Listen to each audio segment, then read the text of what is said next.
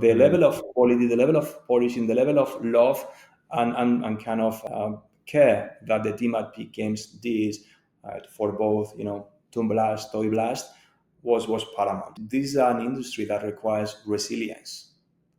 You need to be ready for failure, and based on the failure they are going to get, that is going to happen. You don't know when, but you will fail for sure. You need to get the right learnings that needs to help you to evolve on where you are and go to the next thing.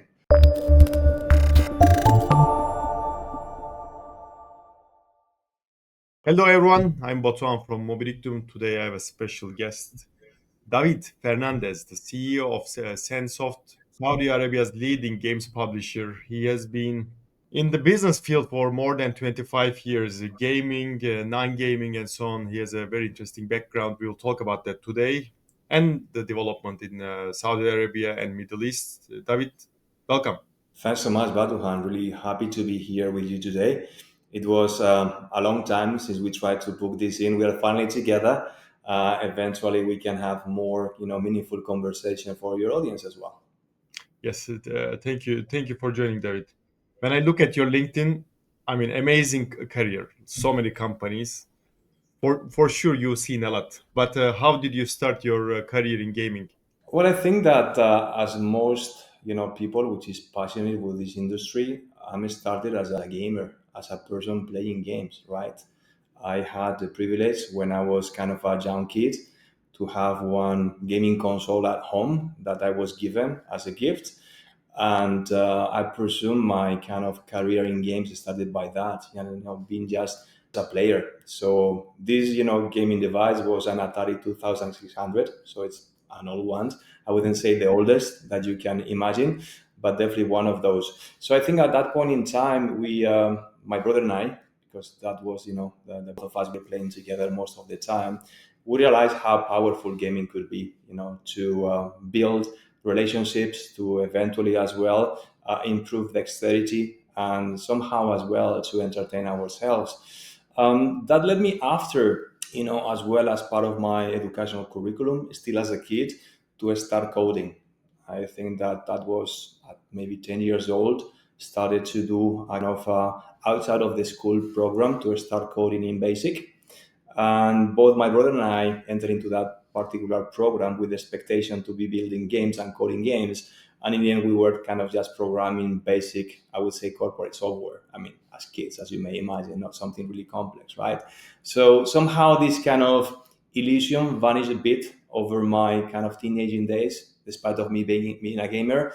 But then after kind of I finalized, my university degree, I'm kind of a telco engineer. Um, I realized that gaming was really important during my young years, and that was my passion. So I found my path in the gaming industry in this particular case through telecoms.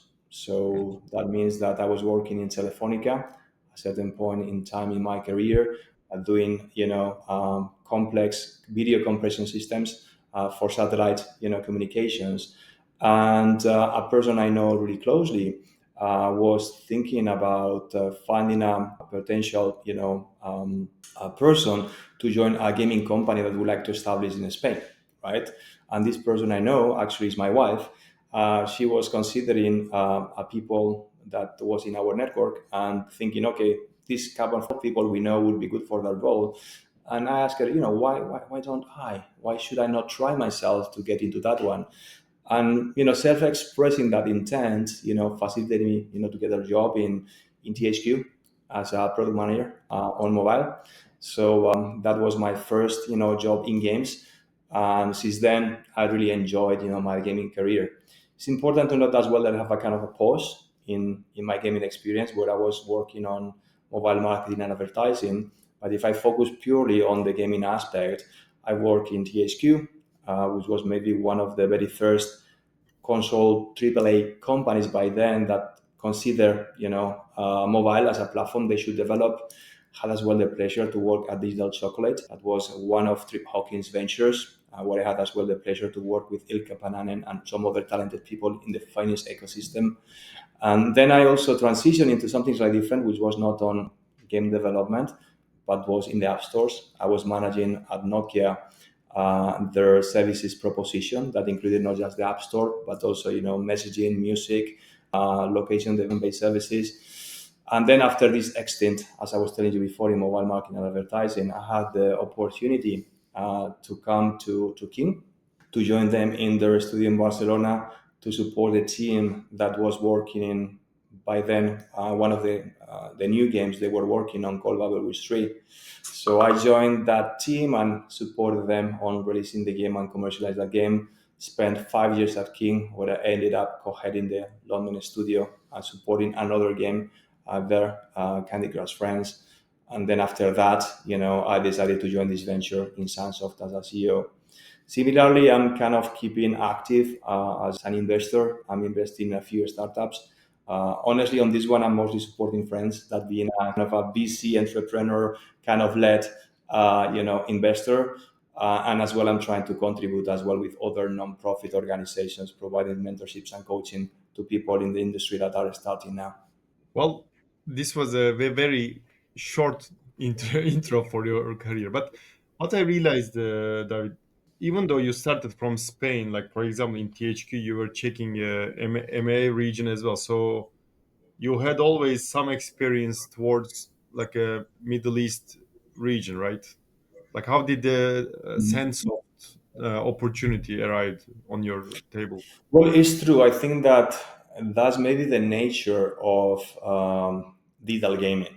I think when we talk about electronic games to digital distribution, no matter if this is on mobile, PC, or console, there is no frontier. I think you can access consumers everywhere in the world, and most of my career has been international from that perspective because I've Mhm. not been really dealing in my past with retail sales, selling physical boxes, but all of my career has been on digital games, digital products. So that Mhm. means I've been having exposure mostly through Europe and Middle East and Africa in my career. It's true that, in kind of larger organizations, particularly when thinking about audience, they were more global games, global opportunities as well. So I think my kind of first, I presume, approach to Middle East was when I was, as you mentioned, in THQ, where I was managing some accounts that were, in this case, telecom providers. Telecom have game portals, and in this case, some of those were based in UAE, particularly with global footprint in Africa. Back in the day, where Sain, where MTN, were some of those large African telcos that have, I would say, the original headquarters somehow in UAE. So that's Mm. somehow how my love for this region, how my exposure to talent and to players here started. So have so changed, but we will come to that later.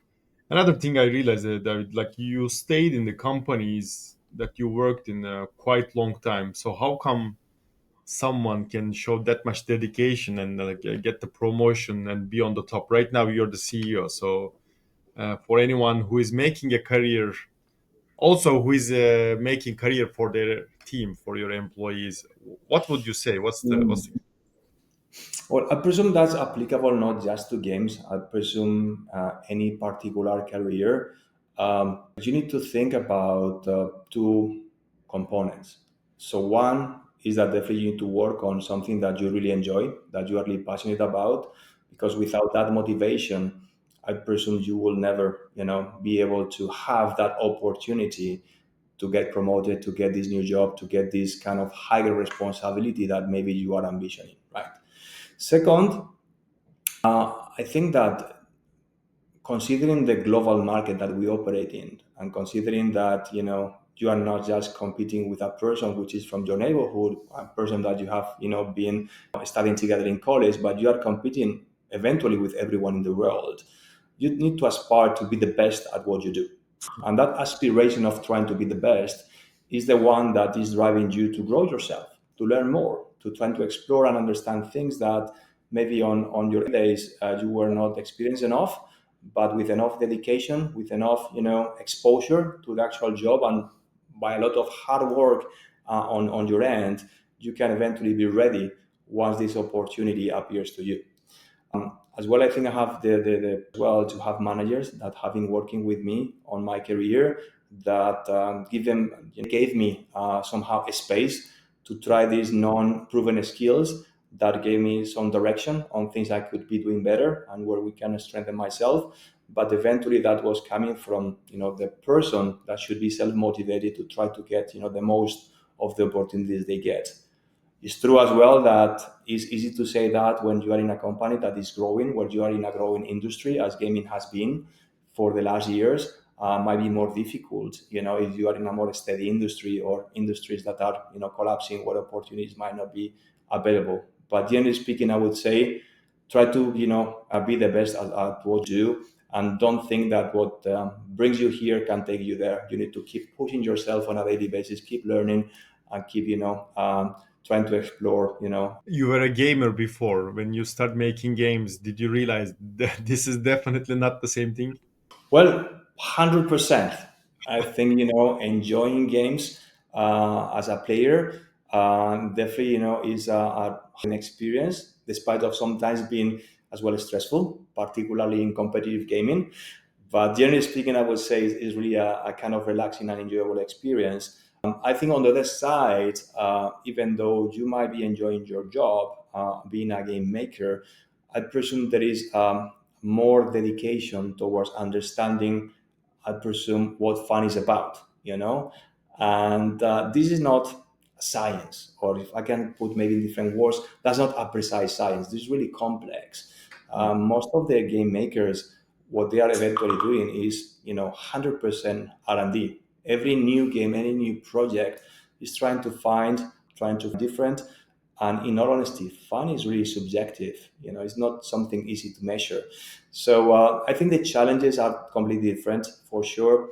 Maybe now as a player, I see games in a different way. I'm trying to sometimes put some distance in between me being a professional and just get engaged in the experience of the game. But it's true when you know how games are created, how the actual games work in the background, you kind of maybe think differently from some games. Okay, well, definitely. I think a lot of game makers would agree with you right now. You said you love of the region for Middle East. Like, when was your first encounter? And did you ever imagine like things will be this hot like back then? Well, I presume that, as I was telling you, my first, connection with the region was through Dubai, through Emirates, and in this case was mostly focused on these business relationships with the operators, with the carriers in the African region, actually, not from Middle East itself, right? Mhm. I think that the first real exposure I had with the Middle East audience was when I was working in this kind of mobile advertising and mobile marketing venture I was telling you before, where we worked together with NBC Group, which is one of the largest media organizations, at least in the Middle East and North Africa. And they wanted to have a game proposition. They wanted to have a way where through mobile games they can, monetize somehow their unused inventory in TV and potentially use that inventory to promote games that they can partner and being as a kind of a publisher for some of these games. So that was the first time I was exposed to the audience here, and I acknowledge that they were, strong, players in the sense that they were highly competitive, they were highly determined, as a player, and eventually they were highly engaged as players, generally speaking. And I mean that not just from the monetary value that particularly a mobile free to play you can get from those, but it's more about the actual enjoyment, the actual fun they were getting through these games was, in my humble opinion, really incredible. That was maybe causing the first spark, but it's true thinking maybe closer to make the decision to come here and join Sandsoft. I believe that there's been a lot of work behind, not just on the audience side, but also in the region, trying to get what we can call a foundation for the gaming industry. I need to acknowledge that Jordan, maybe when I think about precisely Middle East, has been maybe the pioneer. I'm leaving Turkey aside. Maybe depending on who you talk to, Yeah, Turkey like could be considered part of Middle East or not. But I leave Turkey aside on this purpose, and I think Jordan may have been, the pioneer here. A lot of gaming companies, mid-size over there. Think about Tamaden. I think about Vabil Games. I think about Jawakar. Definitely, these are companies that have had recognition internationally. They have also been, supported by international companies, as you may know. Both Jawakar and Babil Games are owned by Steelfront Mhm. as well. Tamaden has garnered as well some investment from Krafton.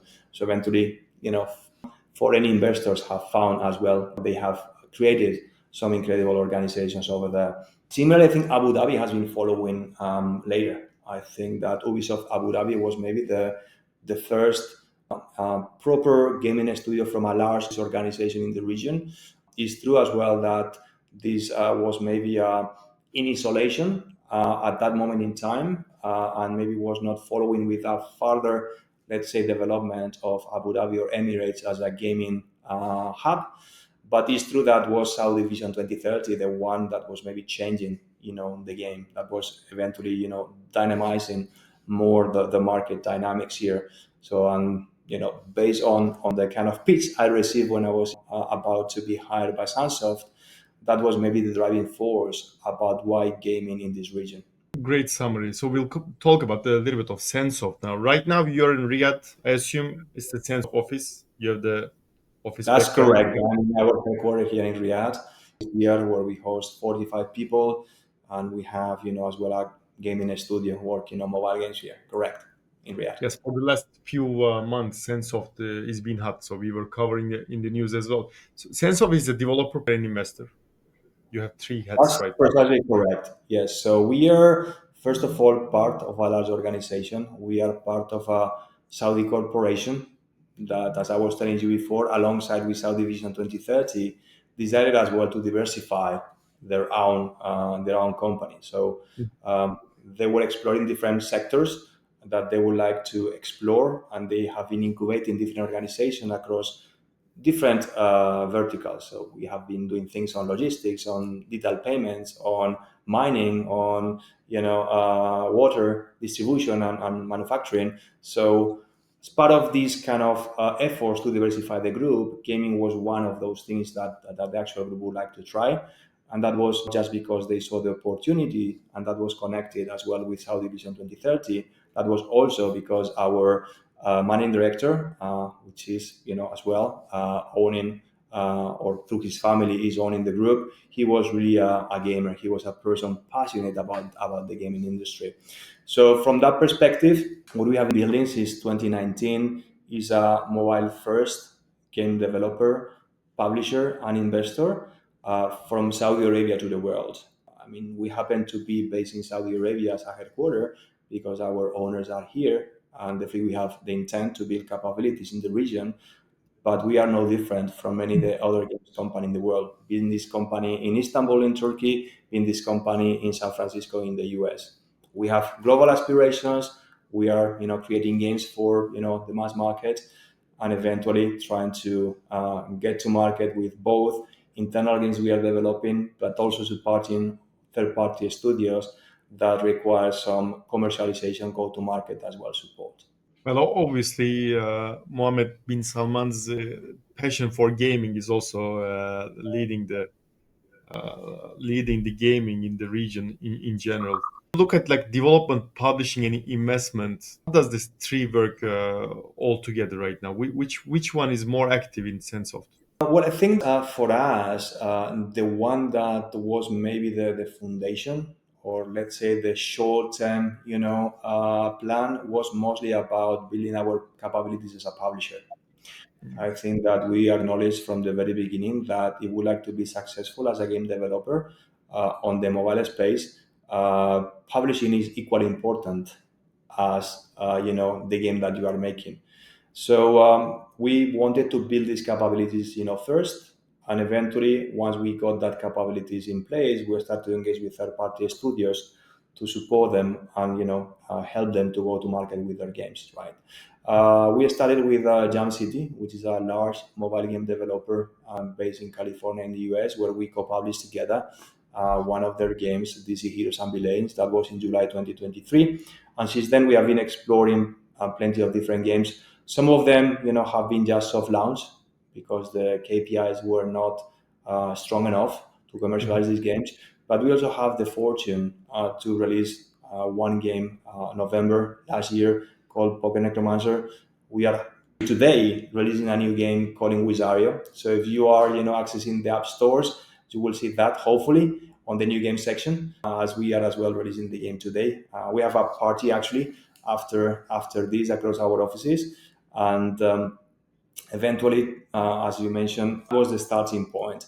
However, I think that we are, as a team, we are game makers, and we wanted to build our own games. And that just after we started to build these publishing capabilities, we decided to open up a studio in Barcelona, but also open up a studio in Riyadh. So we have at the Mhm. moment two internal game development studios, still compact in terms of size because they are trying to find this game that will be worthy to invest more resources on, and hopefully we may have some of these KPIs helping us to decide about the trajectory of these games through the year so that we can scale these teams and studios here.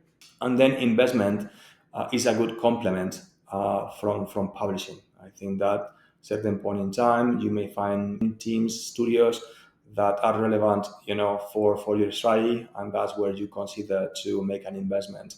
So we have already invested in one studio, which is in France, in Lyon, and in Canada, in Montreal. It's called the Tiny Deal Factory. So they are focusing on the racing category, and they are, working on a new game that hopefully they can share.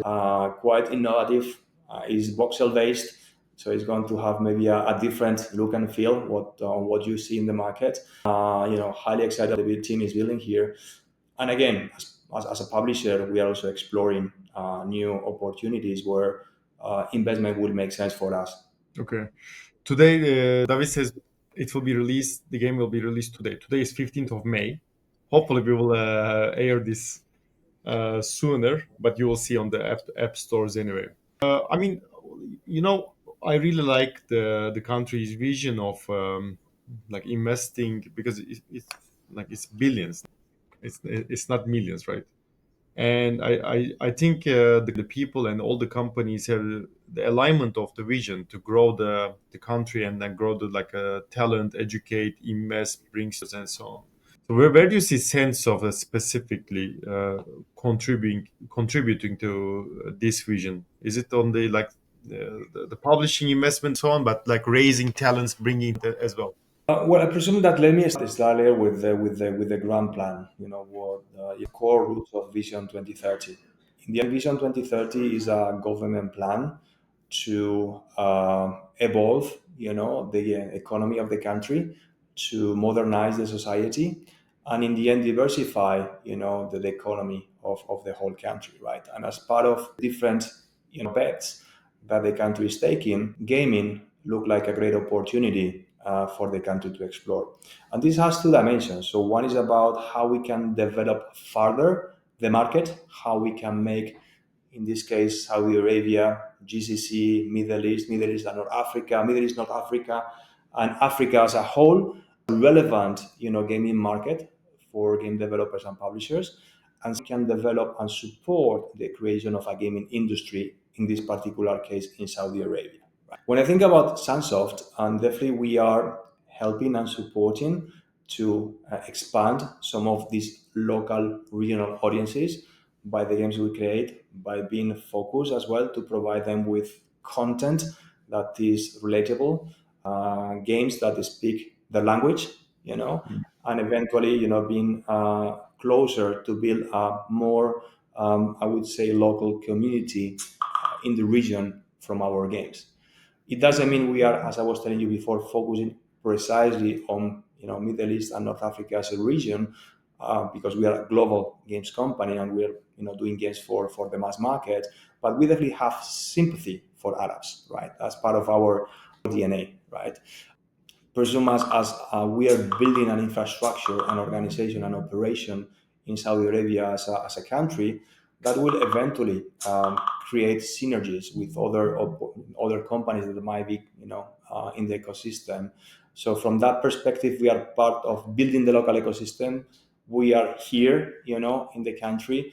Definitely, we are, creating and developing opportunities for talent, not just to, come in for more experienced talent, but also for people that are locals that may not have had before opportunities to work, in games in their own country, right?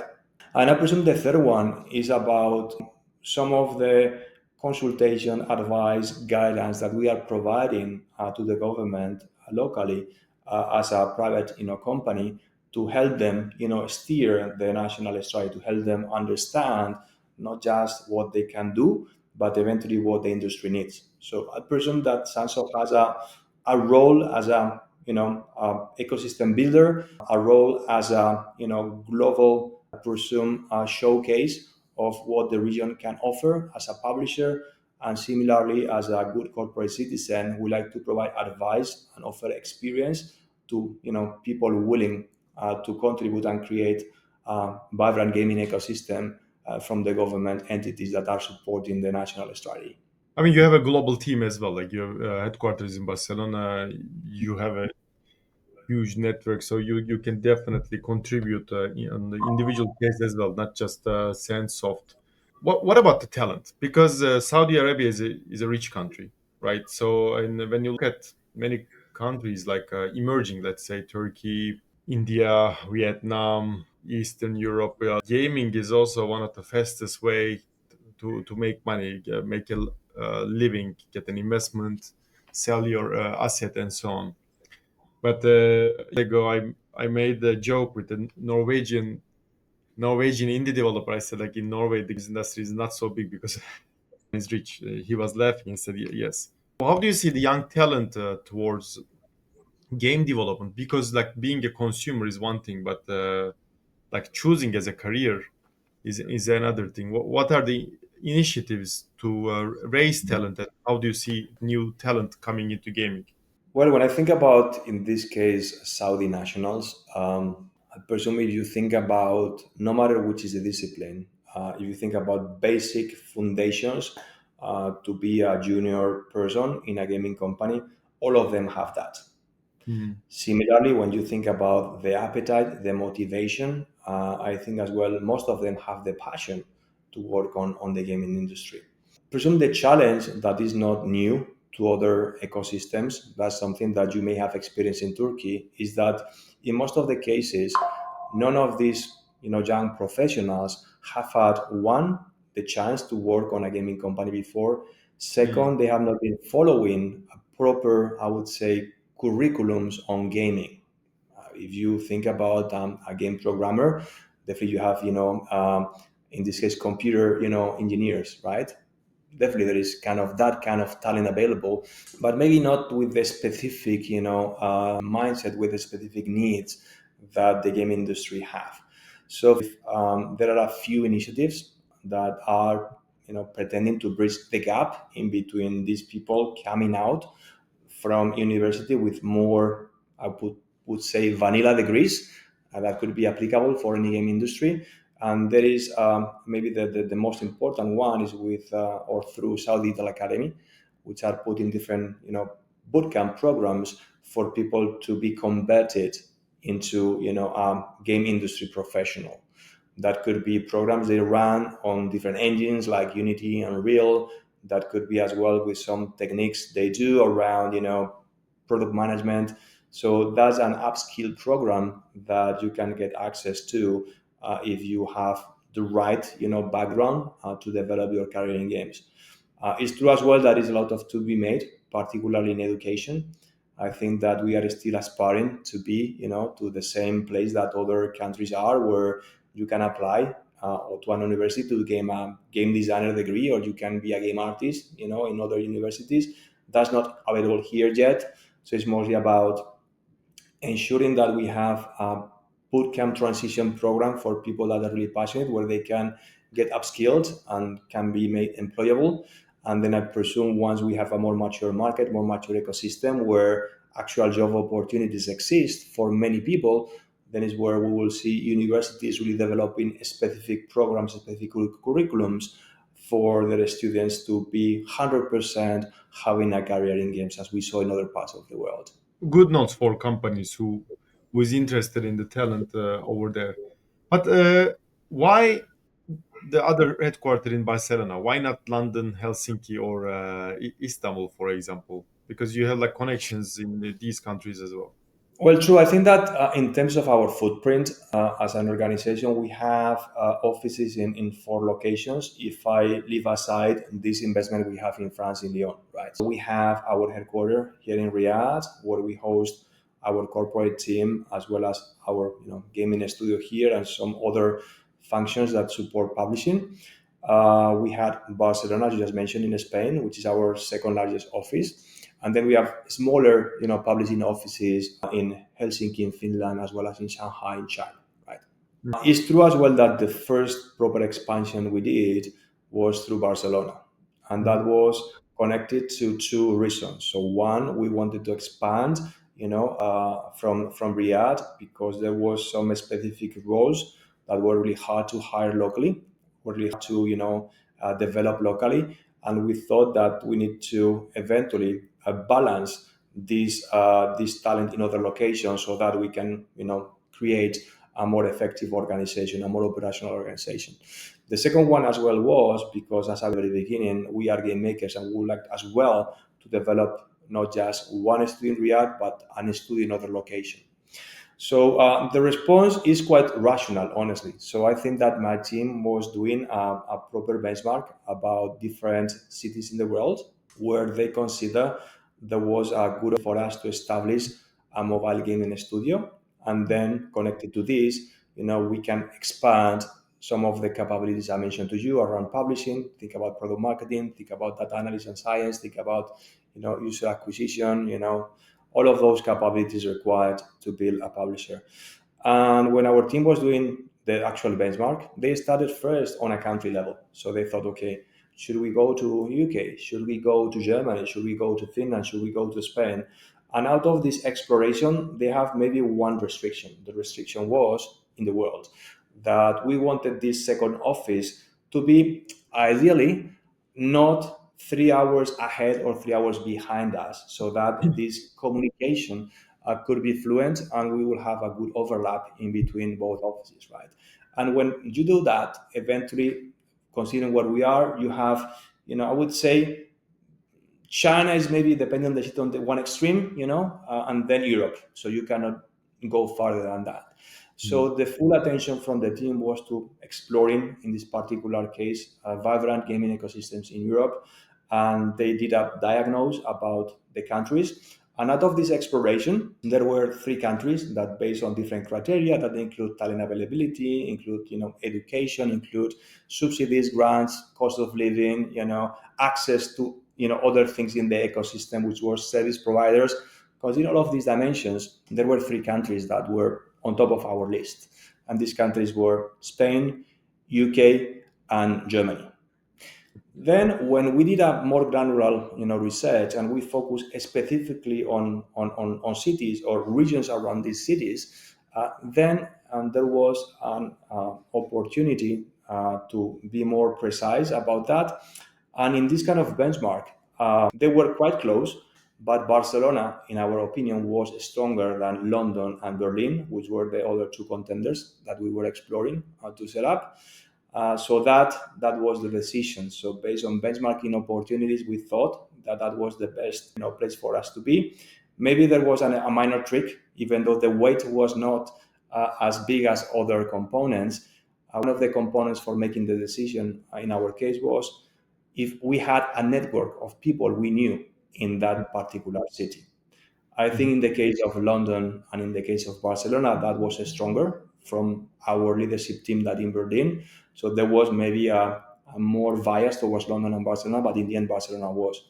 Many people ask me, you are Spanish, so Barcelona makes sense, right? And I'm saying, yes, you're right, but if that would have been my personal desire, that would have been in Madrid, which is my hometown. Yeah. But that wasn't the case. So this is in Barcelona because the mobile gaming ecosystem in Barcelona is more vibrant. There is much Mhm. more capability. And Madrid is a lovely city, but unfortunately, we are not a mobile game development hub. Mhm. Well, Barcelona is great, so I'm happy to. I visited Sense of Office before, so happy to do that again.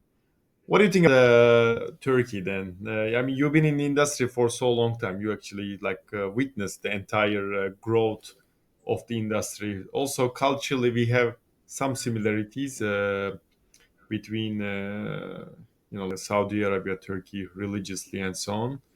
What do you think? Like a perspective to Turkish industry, and then future collaboration ideas between Turkish and Saudi companies. Well, first and foremost, I'm not expert in the Turkish ecosystem. Definitely, I Mhm. can provide some insight based on my understanding. And it's true that maybe you are at the time being one of the most successful example on how to build a gaming ecosystem. You are maybe the new kid in the block, if I can put in these words, right? So it's been really kind of outstanding to see some of your teams, some of your companies doing great. And I think that at least in my mind, I might be wrong. So sorry for those of you that may not think the same. You might be right and I might be wrong, as I was telling, but I think there is a kind of history before and after peak games. I think that definitely peak is the company that maybe put or placed Turkey in the gaming industry, radar.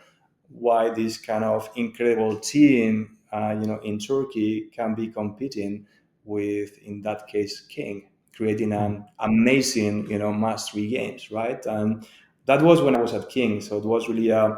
revealing that some people outside of King could be doing games with that level of mastery, with that level of understanding of how this game mechanics works. And potentially one of the things we were somehow joking about when we were discussing this at King is that if you just change the actual intro and you put King, this could be a King game. So the Mm. level of quality, the level of polishing, the level of love and kind of care that the team at Peak Games did for both, Toon Blast, Toy Blast, was paramount. And I think that that was maybe the spark, particularly in mobile free-to-play space, of, in my humble opinion, the Turkish gaming industry.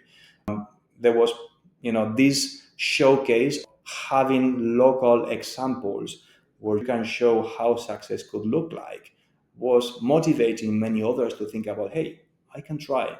Hey, I know what success look like. Hey, I have a reference. I have a local hero to aspire, to be equal to that. Presume there is maybe a new generation of companies that pick, Dream Games eventually might be the maybe example that come to mind. But as well, I think that on much that's been a great expertise being built in Turkey. It's true as well that maybe that's no, a trend which was, hyper casual games. I think as well, the teams in Turkey has been proven to the world that they are quite efficient in delivering, games into the market. They're really quick and fast to think about new game ideas, and that was the success as well of some of your companies in Turkey. Maybe thinking about roller games in this case, but many others that have been really successful. And now I think that there is an interim transition for some of these companies that were doing, hyper casual games, trying to find a bit their destiny. Is this hyper casual? Is it something else? Definitely, mastery is really strong with even new companies as well, raising money and funds. But eventually, as I was telling you before, I think that you are maybe one of the rising stars on the gaming ecosystem. When I think particularly on the mobile free-to-play space. Trying to answer the second part of the question, right? How there could be synergies in between Saudi Arabia and Turkey. Well, first and foremost, we have a lot of things to learn from you. I think that you were earlier than us as building the ecosystem. So eventually, we need to learn many of the things that you have been doing so far, many of the mistakes that you made that we eventually are going to commit. So hopefully we can prevent those. And that's maybe one of the things that we need to think about. looking in maybe Turkey as a mirror on what's possible, how success could look like, and eventually, being aspiring about building out that vibrant ecosystem. Second, I presume is as well that there is talent available in Turkey that could be willing to relocate, to some of these opportunities, not just in Saudi Arabia, but also on the GCC region, right? So eventually, when we think about the availability of talent for game development, I may consider this from a Saudi perspective in three layers, right? So we may have maybe local talent, which is really passionate, but they have core skills, but eventually have no experience. So you have a lot of talent that have entry level jobs. Second, you can think about international talent, no matter where they are, highly experienced that can help on kind of leadership positions, let's say senior positions in game making, and I could be an example of that. And then also we have regional talent that can fill the gap. Regional talent that can support, this core mass of I would say mid management roles, which require more experience, that require more knowledge about what they are working on in their precise field, and that's precisely one of the capabilities that Turkey can offer. Some of these people that have gone through these waves of growth in the gaming industry in Turkey will be highly valued for. The third angle I presume is like thinking on investment. I certainly know that there is a vibrant startup ecosystem in Turkey, generally speaking. I presume as well you have already of support from local and international VCs looking into your country because of the track record, because of the success of the ecosystem.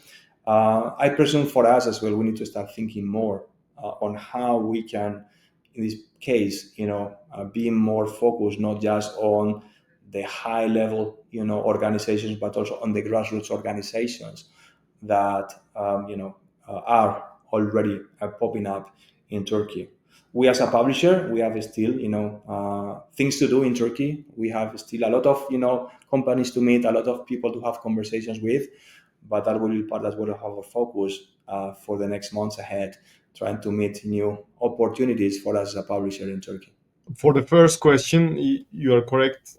Like when Peak was sold, I think literally the entire country knew, like just everyone knew, and then the entire ecosystem is like, what's going on over there, right?